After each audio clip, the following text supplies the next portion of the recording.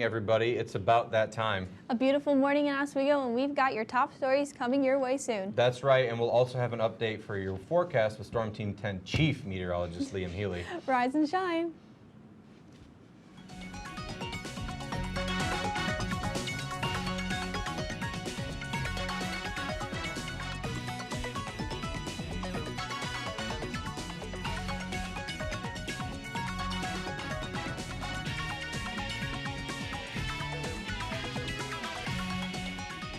We are the student media organization with the best music. Good morning and welcome to Rise and Shine at 9. I'm Dan Corlett. And I'm Caroline Evans. Let's get to these stories. Jump right in. We begin today with talking about Matt Lauer. According to a report published by Variety magazine, the former NBC anchor has been accused of raping a former colleague.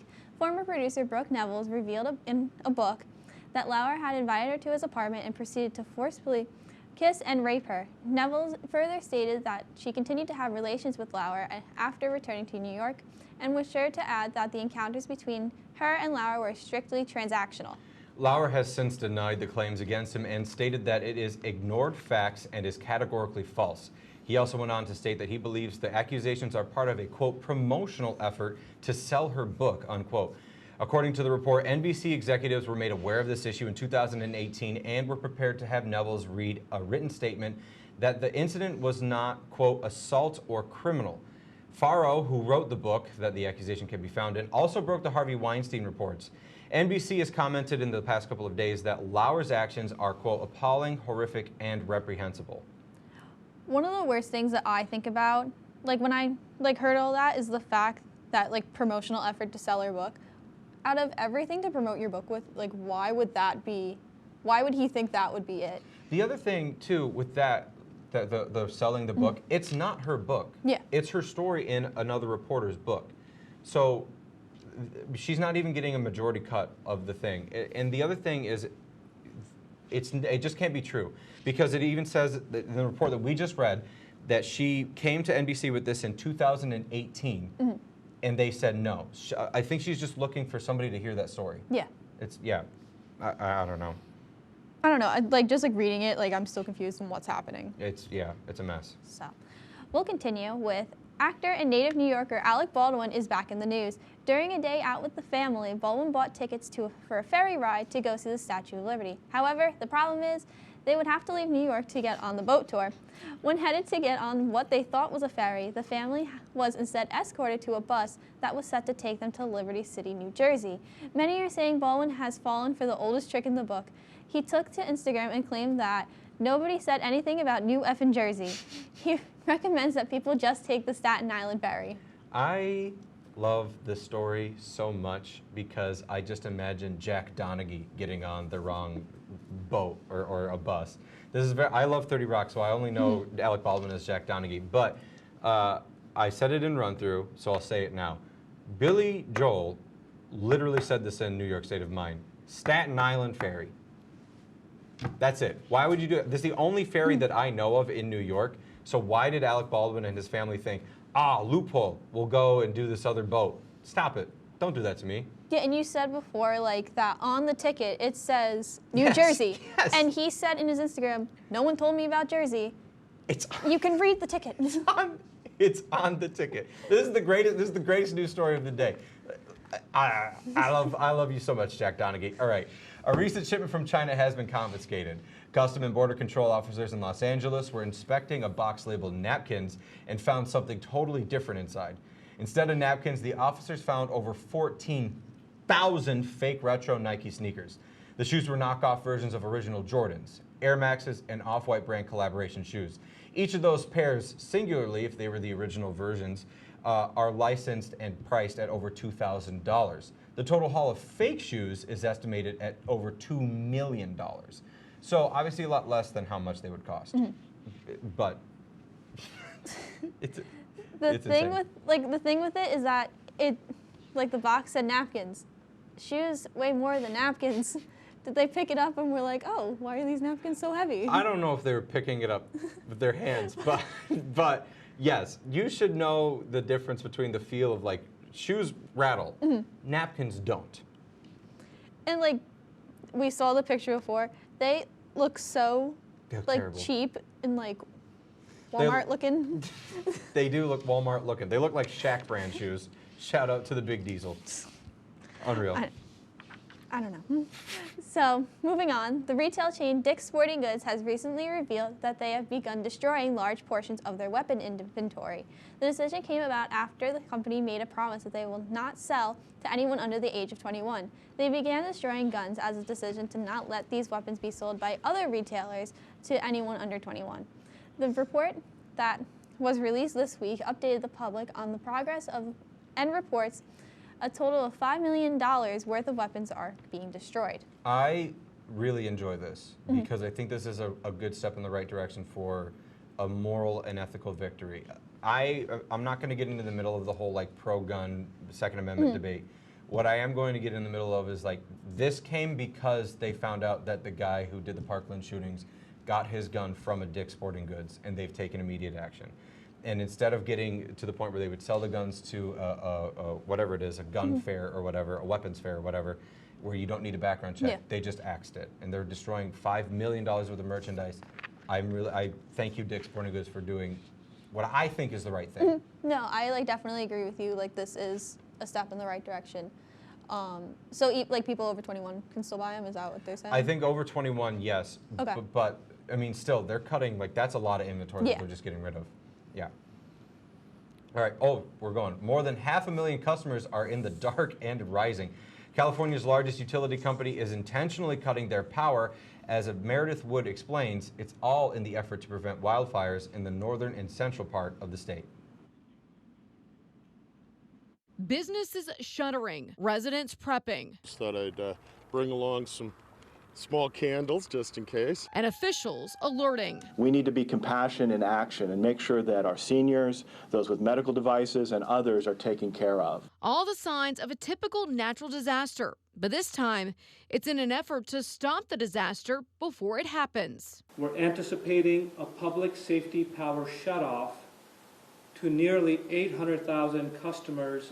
Forecasters warn extremely windy and dry conditions in the area are a perfect recipe for wildfires. I mean, it is an inconvenience. I understand because of the campfire, and we did lose a home there. Pacific Gas and Electric agreed to pay billions of dollars in damages for the role their equipment played in last year's deadly campfire. Now the company is looking to be proactive. While some people appreciate the efforts, we want to make sure it's, it's going to be okay. So I'm okay with a couple of days. Others are not as thrilled. If it wasn't for, I guess, a lack of PG&E doing their job in the first place, this probably wouldn't be necessary. PG&E says the intentional blackout could last several days. Once the winds die down, the company will conduct safety inspections before restoring power. I'm Meredith Wood reporting. A representative says that this is an initiative to take down wires and stray sparks out of the equation when preventing wildfires. So I'm still a little confused on what's going on. So they're taking out power in stores? Everywhere. Everywhere? So it basically would be the same as if National Grid in Syracuse were to say that we're in a risk of high winds and downed power lines creating a wildfire. That same kind of company, a widespread power provider, just saying, we need to do our part, and the winds are coming and they're going to be strong, so we're going to cut power and make sure that everybody's safe. All right, that makes more sense. Good, so I like that. All right, moving on, it's time for a quick look at the weather with Storm Team 10 meteorologist Liam Healy. I'm sorry, Storm Team 10 chief meteorologist Liam Healy. Hey, thanks, Dan. It's a pretty dry and clear morning across the entire area here back at home. This is really why it's so chilly this morning, too. A lot of that heat last night just really got up and escaped right from the surface. But we're tracking this other storm out here in the west. We had this major winter storm, and that's what we're watching for this weekend to bring showers to our area. Tune in for my full forecast coming up after the break. You're watching Rise and Shine at 9.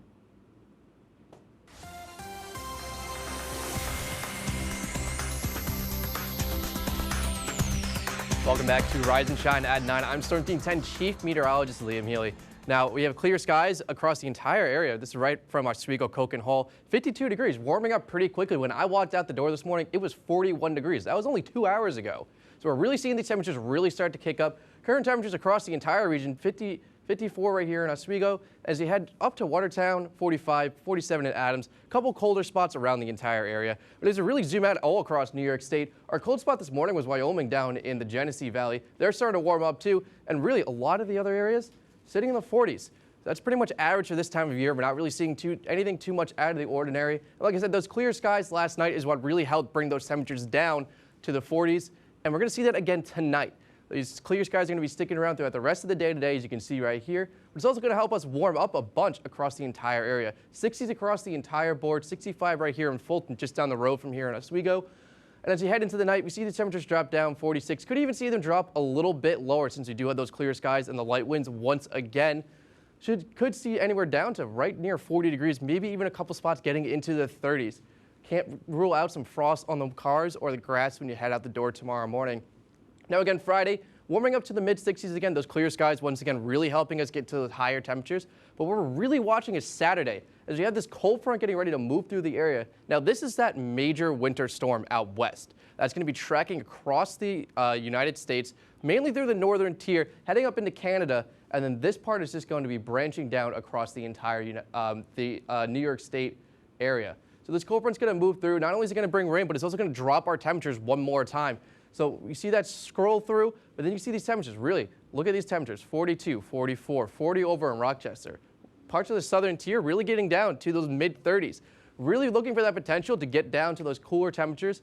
So your early Sunday morning could be seeing those cold temperatures. You have soccer practice.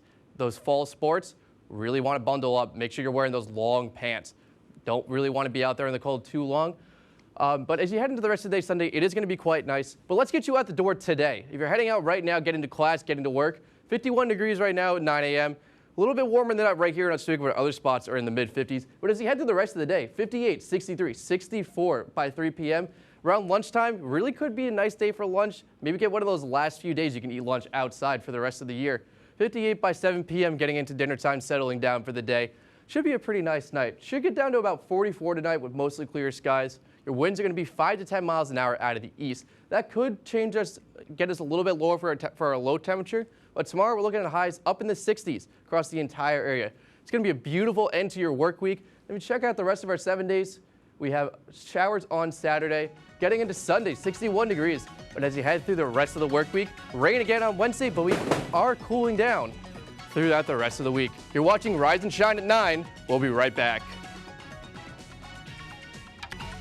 Greatest song of all time. Welcome back to Rise and Shine at 9. We all know video games can be fun to play, but are they addictive? That's what parents in Canada are claiming about the popular game Fortnite, and they want the game company to pay up. Sudha Krishnan reports. Phoenix Bruno loves online video games. I definitely do want to be a professional game player. The 15-year-old tried Fortnite for a few months when it first came out. It's the big shot game. Everyone wants to play it. The craze for the game even made late-night TV. Hey, Jimmy Kimmel, I turned off the TV during Fortnite.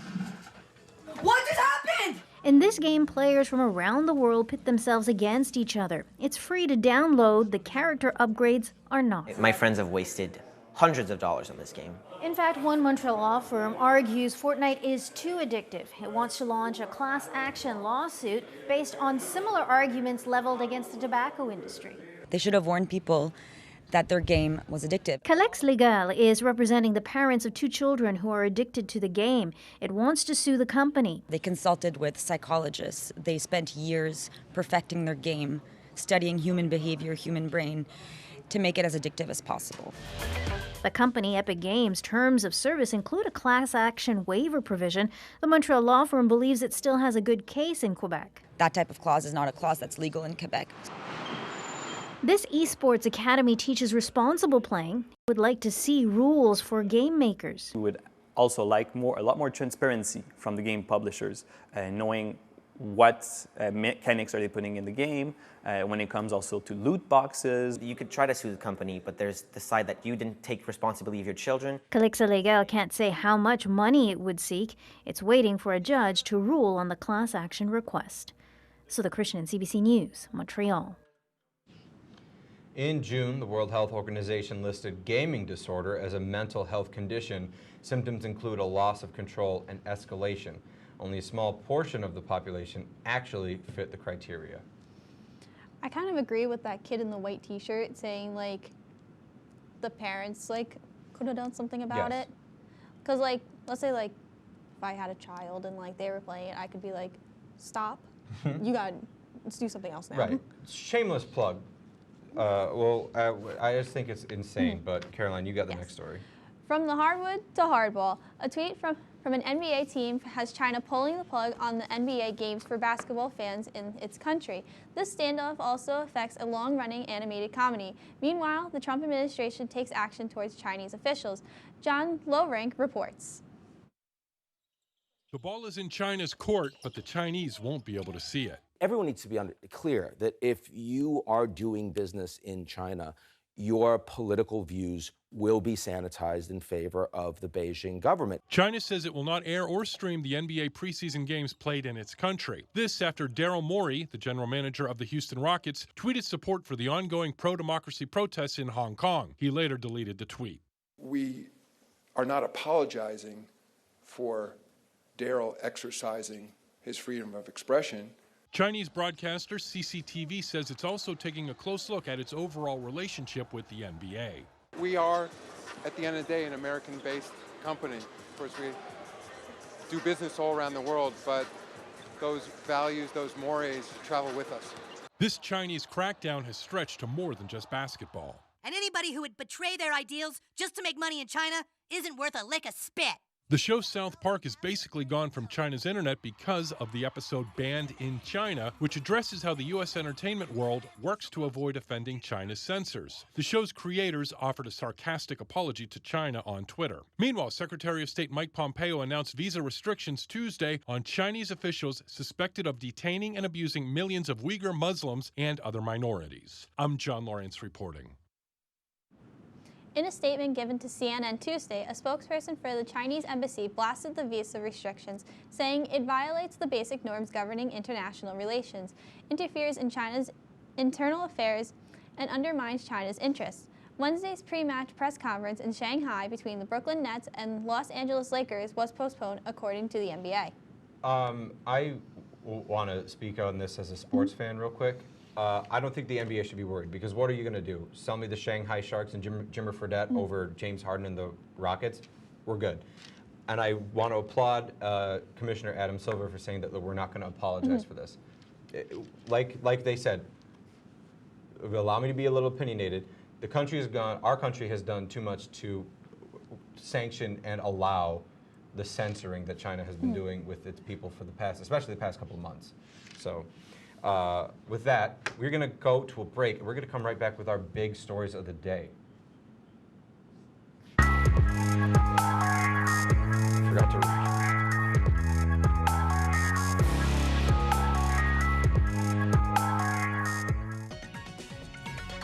Welcome back, everyone. This is usually the part of the show where we hand the reins over to our entertainment anchor, Julia Tilley, but she's home ill, so get better, Tilly. That's right. So instead of Tea with Tilly, today we're going to each do one big story. So Dan, start us off. All right, so I'm going to start with the Warner Brothers movie, The Joker. And if you haven't heard anything about the movies this week, you've likely heard about that particular film starring Joaquin Phoenix. The movie has gotten a lot of rave reviews despite being an incredibly dark movie, but the dark aspects of the movie primarily highlight the character's struggles with mental illness. However, the reports are that maybe those scenes are too dark. In fact, a lot of reports are that of people are walking out of the movies. Recently, The Hollywood Reporter released an article that has explained that voters for the Academy of Motion Pictures and the Arts, aka the Oscars people, will likely avoid voting for the film despite praising the brilliance of this movie. This only puts the integrity of the Academy and their voters into question. Really quick, I want to mention that as a person who has had a slight struggle with depression and stuff, I like that idea of this movie being gritty and real. I don't love the idea of people avoiding giving it an award because it's uncomfortable. Yes, I saw it, I think, Saturday night. Yes. It's true that like there are some dark scenes, but it was a really good movie. Really? It was so good. I haven't gotten to see it And like yet. I'm not a fan of like DC or whatever it is, or any of those type of movies, but that was really good. I gotta see it. I'm very excited. Yeah. It was really good. All right, you had something about the Super Bowl. Yes. So, the Super Bowl 54 halftime performers, that's not a word, were announced recently, and the year's performers will be Jennifer Lopez and Shakira. They both announced that they would be performing by tweeting promotional photos for the event, with J.Lo tweeting, "Going to set the world on fire," and Shakira tweeting, "It doesn't get any bigger than this." J.Lo said in a statement, quote, "Ever since I saw Diana Ross fly off into the sky at the halftime show, I dreamed of performing at the Super Bowl." During last year's Super Bowl, the NFL has been having trouble attracting well-known artists to perform, as numerous artists said that they would decline the show in support of Colin Kaepernick. This year's Super Bowl will take place at the Hard Rock Stadium in Miami on February 2nd, 2020. I'm always excited for the Super Bowl. I'm not always excited for the halftime show. So last year was Maroon 5. I thought that was a disappointment. It was. Like, he had flamethrowers while singing "She Will Be Loved." I'm all right on that. That was a lot. But this, I think, is actually going to be like a party. Like, but when Beyonce and Coldplay and Bruno Mars did it, I still think that that's one of the best things I've ever seen as far as Super Bowl halftime shows. This will be good because it's in Miami. There's a lot of representation in this, and I'm excited. With this, though, came some news that Rihanna declined last year. Yeah. So what was that all about? So she declined the she was offered before Maroon 5, and she said that she didn't want to do it in support of him. I forgot exactly what she said. I think maybe it was like sellout. She didn't want to be a sellout. Yes. And she didn't want to go behind Colin Kaepernick. Yeah, exactly. Yes. So.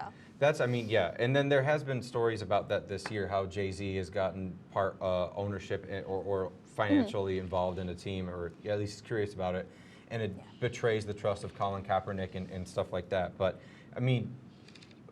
either way, let's focus on the bright side. It's going to be a party in Miami. Yes, and since it's in Miami, if Pitbull does not show up, I will be disappointed. Oh, you know Mr. Worldwide's going to be there. 315, Dale, baby. All right, that's all that we got for you today for Rise and Shine at 9. All right, thank you. Have a great day, everyone.